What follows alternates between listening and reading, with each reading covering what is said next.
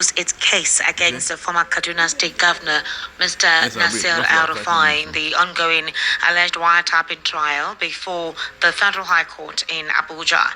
So, at the resumed hearing today, the prosecuting counsel, Mr. Oluwole Alade Doye, informed the court that the prosecution would not be calling further witnesses in the matter, prompting the formal disclosure of the DSS case. So far, el-Rufai's case has been postponed until September, and they refused him bail.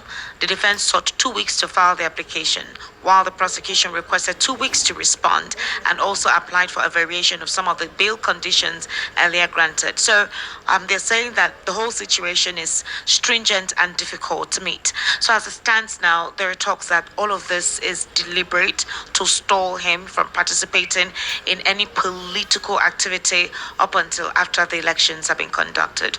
What's your take on this? Thank you very much. I don't know the details of the trial going on, but I have. It's about the wiretapping and statement made. Yes. Yesterday, Mr. Deji Adeyanju served as a witness against el-Rufai. And where he made a statement about the wiretapping, said they're listening to the NSA's conversation. So that's the case. It postponed till September, and no bail. Okay, thank you very much. Well, it is strange that what is being prosecuted, el-Rufai is being prosecuted for the wiretapping of Ribadu's whatever. And I think I watched that comment he made that yes, it has ways of listening in and all that stuff, which is neither here nor there, because they don't know whether it was the Holy Spirit that was ministering to him.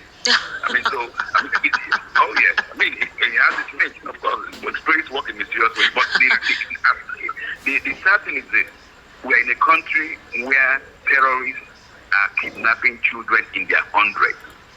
In a country where millions of naira are paid on a daily basis as ransom to terrorists, and we have the security paraphernalia to checkmate these things, and they're not acting. The same new Ribadu's office, NSA, the DSS that is prosecuting Mallam, el-Rufai and co, are not able to locate where over 40 children are. More than a month after they've been kidnapped, hundreds of many people have been kidnapped and taken away, and they're not able, but they're able to bring somebody to justice, to court, that he was tapping into a phone. Come on. I mean, that's why when people conclude that this government is complicit in terrorism, you understand what they're talking about. Because if you can know how somebody can wiretap your phone, you can't know where you can locate 40 children and the DJ. You can't know where to locate whole villages who are kidnapped. You cannot preempt terrorist attacks. You cannot see when 1,000 motorcycles are moving to an operation. You cannot prevent the killing in Yelewata. You cannot prevent the killing of about 200 Christians in Yelewata. You cannot prevent the continuing genocide against Christians. And you shamelessly bring a case of wiretapping against the phones of the NSA to court. And in the same system we're talking about, the judge refuses to. In fact, the bail conditions is laughable.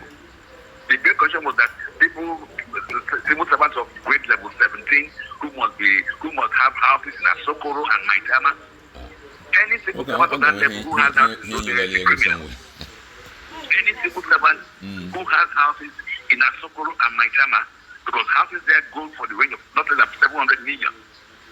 Empty land, 700 million, I'm talking of today, anyway, houses about 1 billion. So any civil servant who has houses in those areas are criminals, and none would show up. So what the judge has done in this case is virtually to say, I'm going to keep you, I will not grant you bail. And this is a bailable offense. This is a man who was given bail to go for his mother's burial, and he did not disappear. This is a man who is known, who came back, despite he knew he would be arrested. He still came back into the country. And the court said they will not give him bail. Of course, it's a political witch hunting. And it's a shame that increasingly our judiciary is reducing themselves to the state of being used for mere political issues. I mean, it's quite sad. As somebody who has had this legal training for about 35 years, it's a shame. Because at times you begin to wonder, when we become lawless, do these characters think of if tomorrow the shoe changes the leg to somebody else wears the shoes? What will happen to the system? What will happen to Nigeria? I mean, we do things as if we don't ask ourselves, if it was me, what would happen? How will I feel if it is me? We don't just simply ask that question. It's so sad.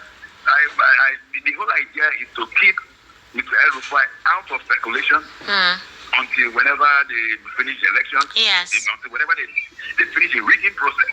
Because from what has happened in Ekiti now, it is clear that the votes are not meant to count. We saw the pictures of votes being distributed to party members. Yes. To go and vote. Uncollected PVCs. Yes. Good. We saw pictures of monies exchanging hands. People are even coming to vote buying. Yes. And this character who comes to serve the INEC chairman will shamelessly come out and tell us about his plans for a free and fair election. So Nigeria should just realize that, look, yes, we should all have our PVCs, but we should have a plan B. Because these characters who are ruling us will want to play the same gimmicks, play the same scam, and then we also know the countries that will tell them that, okay, we have a wonderful result. Continue. And Nigeria should be ready, and then we can't continue this. That's the bottom truth. We cannot sustain Nigeria if this thing continues for a day beyond 2027. Thank you very much. Pastor Esa Elichek, I sincerely do appreciate you for your